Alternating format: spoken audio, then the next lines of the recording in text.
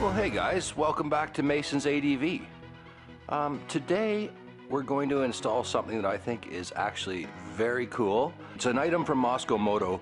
I think it's called the Gnoblin, and what it does is it changes the three straps on the back of the R80, or likely on any soft luggage, to a pin and clip system. And the beauty part of it is all you have to install on the bike is this.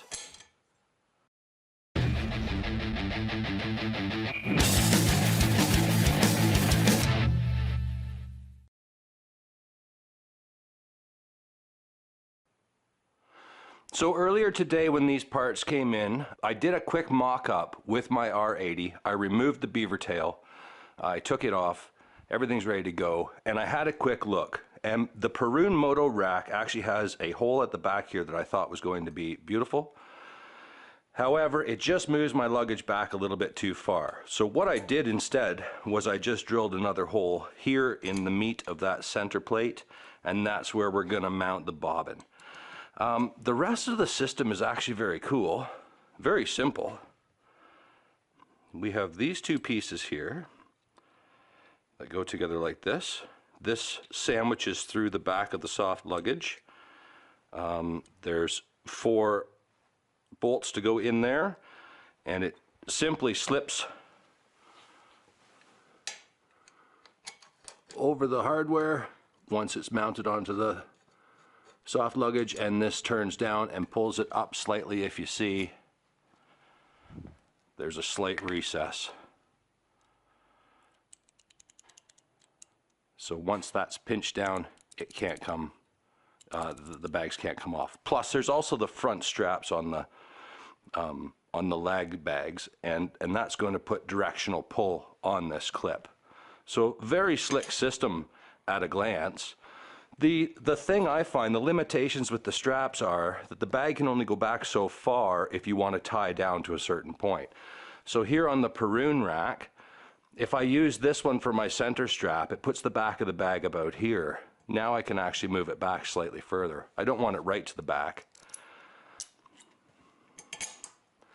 but I think that's going to work really well. So anyway, time to get the bag apart and have a look at what goes on there. Okay. Be right back. Okay, as you can see, I purchased 2 of them, 2 of the kits.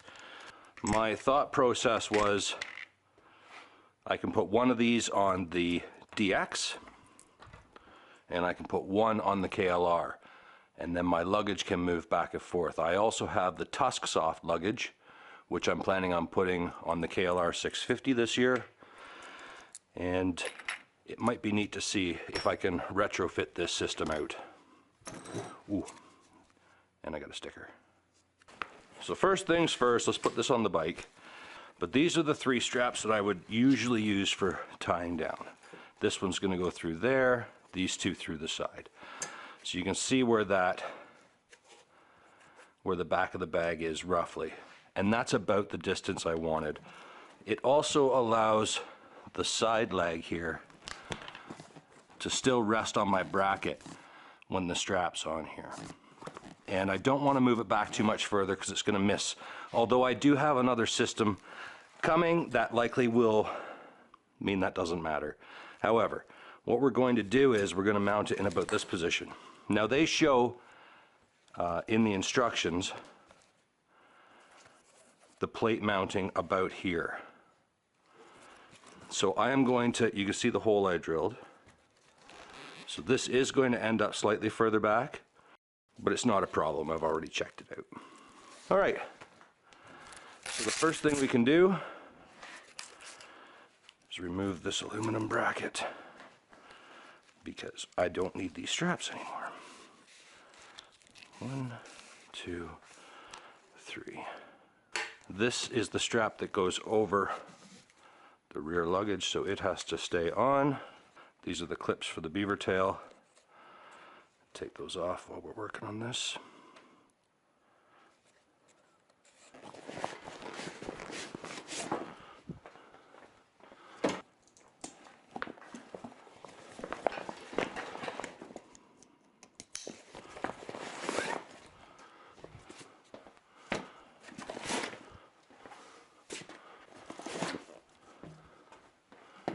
So it shows starting the layout here on the top side with this plate. Mark the 4 holes, mark this hole, and drill them. Now the directions say to use a leather punch. I don't have a leather punch, so what I'm going to do is the old hot awl trick.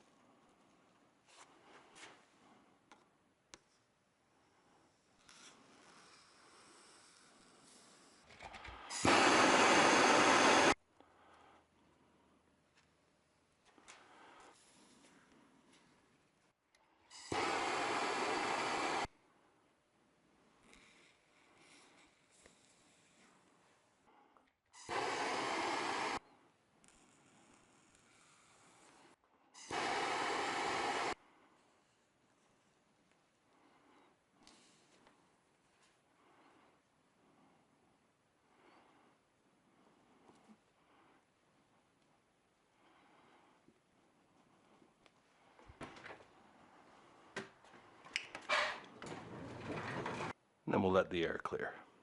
All right, there we go. I don't know if you guys can see that.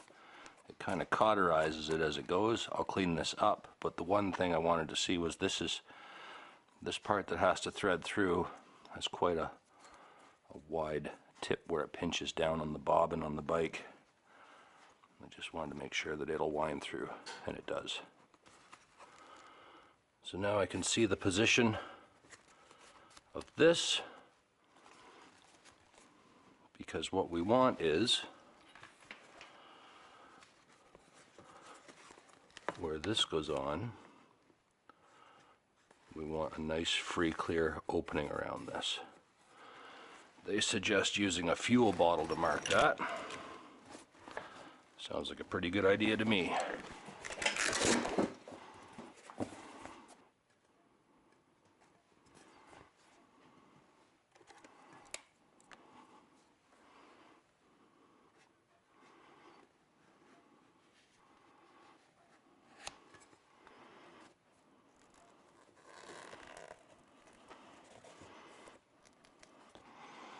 Not bad though, eh guys? You can see the compression points from the rear rack on the KLR where it squished it down to almost nothing, but it actually hasn't even worn through yet.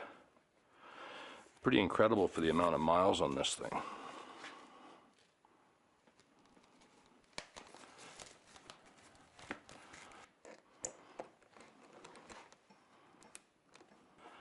Those holes are just tight enough that I even have to thread this through the nylon. Okay. How can I do this so you guys can see it?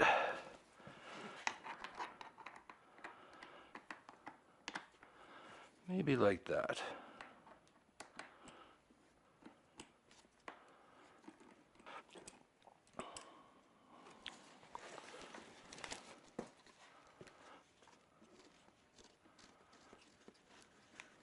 Okay, so that's it.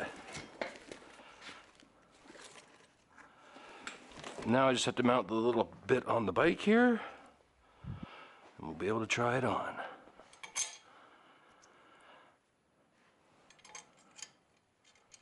Washer, and lock nut. Okay, here we go.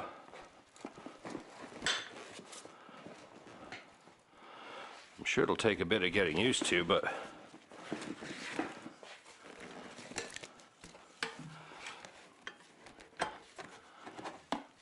oh, or not. Wow, that was easy. Look at that. Now we can actually see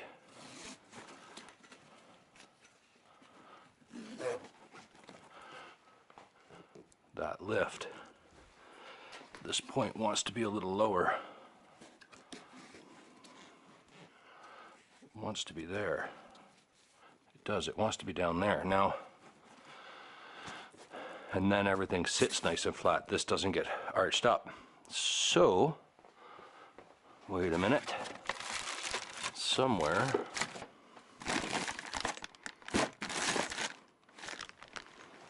Aha. I broke a buckle on the trip last year. When I ordered a buckle, I got myself an extra kit of special stuff. Let's have a look at this. So this is also by Mosko Moto. It's a cleat kit. They also do one that's split that you can feed a loop through. I don't need that because I can undo this easily. But being as this is the passenger peg, I'm thinking something like that would work just beautifully. And let's check. But I think the direction would be perfect. Looks like it was made to go there. Yeah, that bolts right through too. Let's try that. It won't be as square as the other one was, but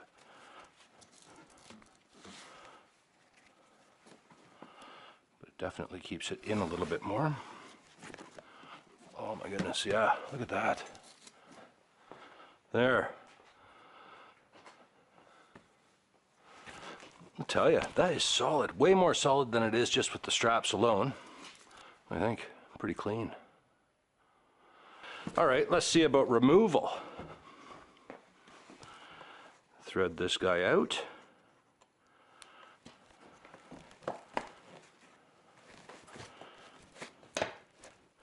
Oh yeah, pushing down on that a little bit really helped. There it is. Oh, I like it. Good job, Mosko Moto. Good job.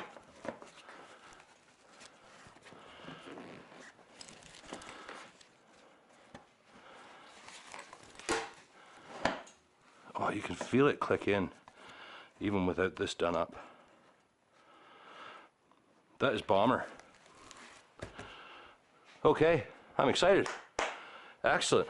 So now I have one bobbin to mount here, one of those two spots, and make sure that I can transfer it over.